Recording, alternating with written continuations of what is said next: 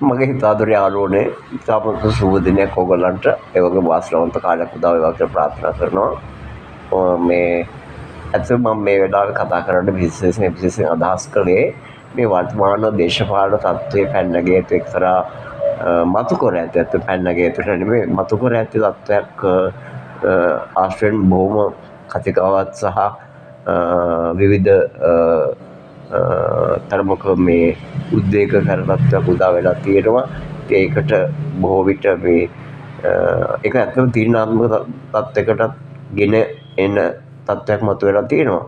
ඉතින් ඒ නිසා මේ විශේෂයෙන් මගේ පැත්තට කිසියම් අදහසක් මේ රට ආදරය කරන පුරවැසියෙක් වශයෙන් ගෙනහැර දැක්විය යුතුකමක් කියලා මට හිතුණා. ඒ නිසා මම කතා කරන්නේ මම ජගත් බෝධිරත්න මේ මම මේ අදහස් දැක්වීමේදී විශේෂයෙන් මේ ඇත්තෙන්ම මේ නව අධ්‍යාපන ප්‍රතිසංස්කරණ නව රජය ගෙන එම්ර බොහොම යොසුරු ක්‍රියාත්මක වුණා.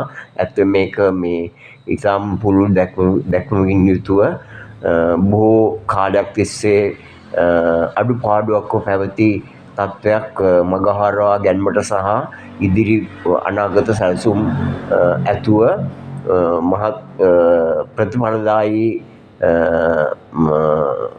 ඒ කියන්නේ මේ ඉතාම මේ අනාගත දැක්මක් ඇතුව තමයි ඒක සකස් කරන්න බොහෝ විට තීරණය කරේ.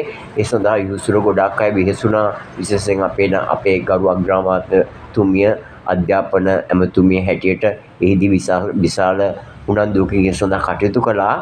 එහිදී කිසියම් මේ ඇති වෙලා තිබෙන මේ දෝෂයක් සම්බන්ධව තමයි මේ තත්ත්වය පැන නැගිලා තියෙන්නේ. ඉතින් ඒක මේ ඇත්තෙන්ම මේ ඒක ඒ සිදුව ඇති තත්ත්වය ගැන අපිට පෙනියන කරුණ ඒ ගැන විමර්ශන බොහෝ ආදී සිද්ධ වෙනවා. දැන් ඒක තරමක් දුරට මේ බොහෝ දුරට හෙළි වෙලා තියෙනවා විවිධ ආකාරයෙන්. ඉතින් ඒක ඇත්තෙන්ම මේ කිසියම් ආකාරයකට ඒක දැන් මෙතනදී මේ එහෙම දෝෂයක් සිදු වෙලා ඇති බව එතන ඉතින් කාටද එක පැහැදිලිලා තියෙනවා.